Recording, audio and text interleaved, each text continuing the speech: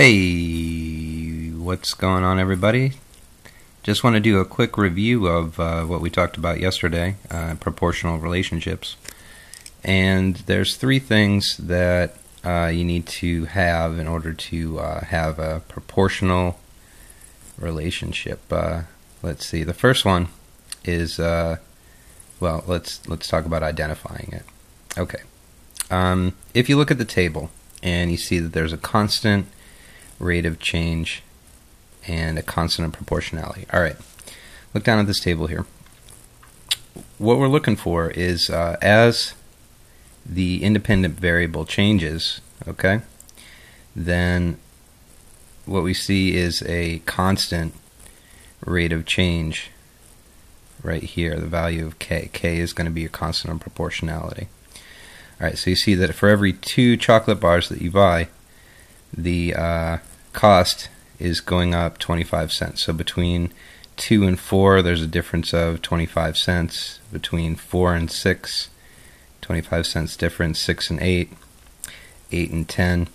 Always it's a change of 25 cents. Now, to find the constant of proportionality, what they're doing right here is they're saying, okay, well, for every 25 cents, that's 2 candy bars. So they're dividing it 25 cents by 2 to find that each candy bar costs 12.5 cents. Okay, $0.125.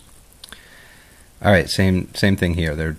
They're calculating the constant of proportionality by saying, okay, 4 candy bars cost 50 cents, so we'll divide 50 cents by 4 to come up with 12.5 cents per candy bar.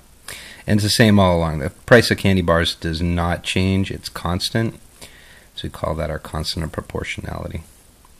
Okay, so x, our independent variable, is the number of chocolate bars. And the cost is going to be expressed by, now, one thing to note is the cost is dependent on the number of candy bars. Okay, so the cost we could call y right here.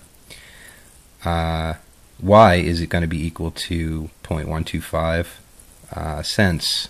$0.125, 12.5 cents, times the number of candy bars x. That's going to be an equation where you can find the cost of any number of candy bars by multiplying that number of candy bars by the constant of proportionality, 0.125. Okay. Now the second thing, B, what we're going to see is in a proportional relationship is a graph, and it's going to start by passing through the origin. Yesterday we looked at another graph that was not a proportional relationship by saying, okay, the independent variable was the number of stacks of hexagons, or it was the number of cups in the stack. Okay, and the number of cups was the number of stacks of polygons was a constant because it went through the origin. It started out here at 0. And for every 1 stack, it went up, I think, 1.5 inches. Okay? And it just kept doing that. It was up 1.5 inches, and it was over 1 stack. Up 1.5 inches over 1 stack. And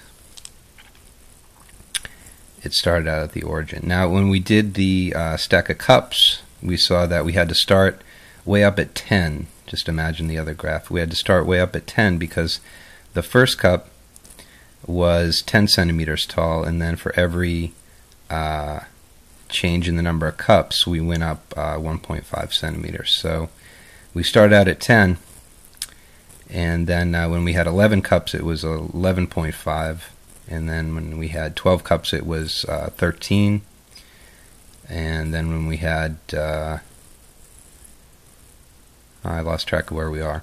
Every time we added a cup, it went up 1.5, starting with 10. So that was not called a proportional relationship. So next thing you can do is look at the graph and see, okay, does that line start at the origin? Does it go up in a constant rate of change? Well, yes. Okay, so it's a proportional relationship. Next thing we looked at was the equation to see if it fit the form.